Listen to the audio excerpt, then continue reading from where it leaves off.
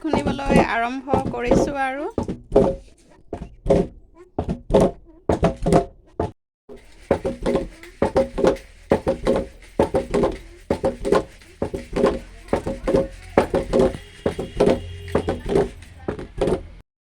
Hello' everyone, good evening.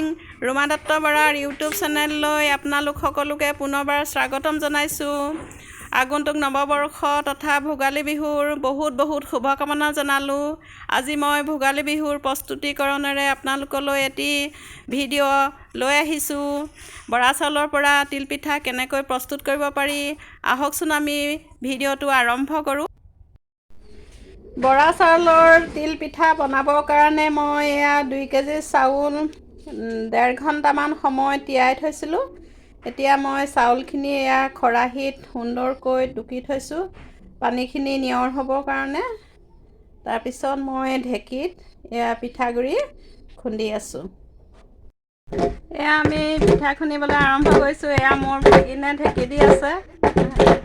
আমাৰ লগত আমাৰ এয়া দেহা মানুহটোও আহিছে খুন্দিবলৈ। ঠিক আছে, আমি খুন্দি লওঁ। মই এইফালে এখন কেৰাহী পাতি লৈছোঁ। মই তিল এয়া ধুই ৰ'দত ধুনীয়াকৈ শুকুৱাই থৈছোঁ। এতিয়া মই তিলখিনি কেৰাহীখনত ভাজি ল'ম, কাৰণ পিঠাত দিবৰ কাৰণে তিলখিনি অলপ ভাজি ল'লে ভাল লাগে। এইদৰে মই 10 মিনিটমান ভাজি ল'ম।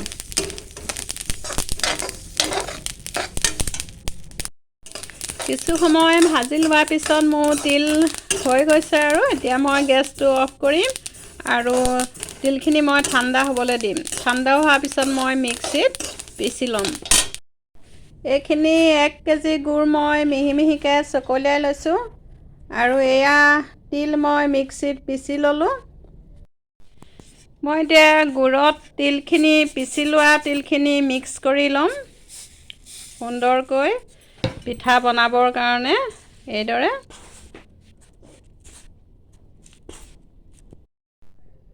মই গুড় আৰু তিলখিনি এয়া মিক্স কৰি ল'লোঁ। এতিয়া মই পিঠা জুইতহে বনাম। এয়া জুই ধৰি মই এখন টাৱা পাতি লৈছোঁ আৰু পিঠা মই হাতেৰেহে দিওঁ। আপোনালোকে হয়তো হেতাৰেও দিব পাৰে, কিন্তু মই হাতেৰে দিহে ভাল পাওঁ। আৰু পিঠাটো মই দুলুতি দিম, কাৰণ দুলুতি দি পিঠাটো বনালে বহুদিনলৈকে পিঠাটো ভাল হৈ থাকে আৰু খাবলৈও খুব টেষ্টি হয়। এইদৰে আমি পিঠাটো অলপ ঠুকি দিব লাগে, তেতিয়া পিঠাটো সুন্দৰ হয়।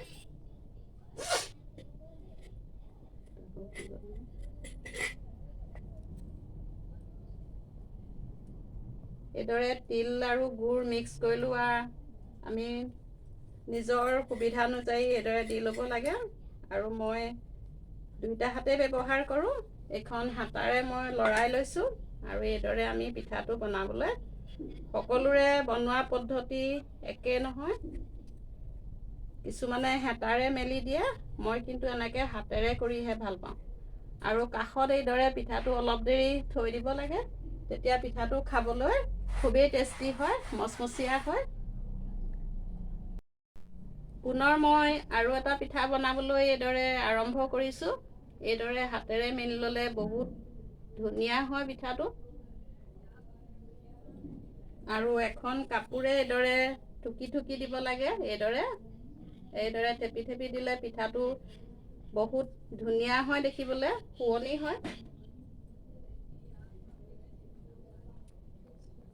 মই পিঠা দুলুতি দিহে বনাওঁ, কাৰণ দুলুতি দিলে পিঠাটো বহুত দিনলৈকে ভাল হৈ থাকে, মচমচীয়া হয়।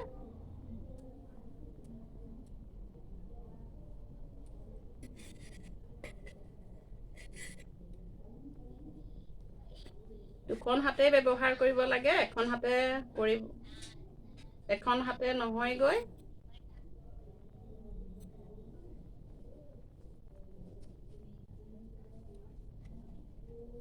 এইদৰে অলপ সময় কিনাৰত থৈ দিলে পিঠাটো মচমচীয়া হয়, খাবলৈ খুব টেষ্টি হয়। মোৰ তিলপিঠা বনাই ৰেডি হৈ গ'ল। এয়া আমি ভোগালীৰ বিহুৰ কাৰণে প্ৰস্তুতি চলাই আছোঁ। আজি প্ৰথম মই তিলপিঠা বনাইছোঁ। আপোনালোকে যদি মোৰ ভিডিঅ'টো ভাল পাইছে তেনেহ'লে লাইক কৰিব, কমেণ্ট কৰিব, ছাবস্ক্ৰাইব কৰিব আৰু কাষতে থকা বেলটো প্ৰেছ কৰি দিব যাতে মোৰ আহিবলগীয়া ভিডিঅ' ন'টিফিকেশ্যনসমূহ আপোনালোকে অতি সোনকালে উপভোগ কৰিবলৈ পায়। পুনৰ এটি নতুন ভিডিঅ'ত লগ পোৱাৰ প্ৰতিশ্ৰুতিৰে আজি ইমানতে আপোনালোকৰ পৰা বিদায় লৈছোঁ।